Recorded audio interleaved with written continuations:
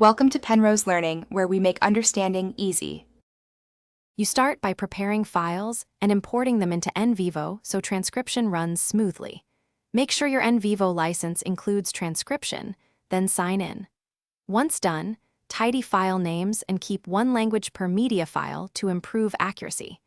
Import media via data internals or external and choose whether Nvivo copies originals into the project.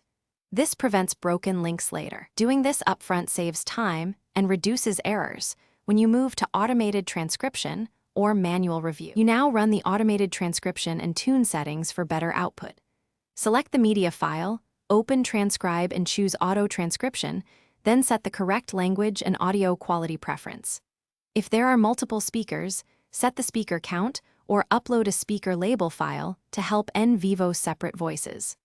Once started, monitor the transcription pane for progress and let the service finish before editing. Make sure to keep internet connection stable, because Nvivo may use cloud services for processing.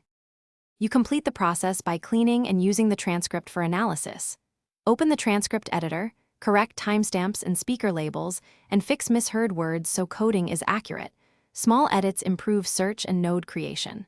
Once cleaned, highlight segments and create nodes or apply coding stripes. When finished, export the transcript or save the project backup. If transcription fails or accuracy is low, check audio clarity. Rerun with noise reduction, or split files into shorter segments and retry. Thanks for watching. If this was helpful, leave a like and consider subscribing. See you next time.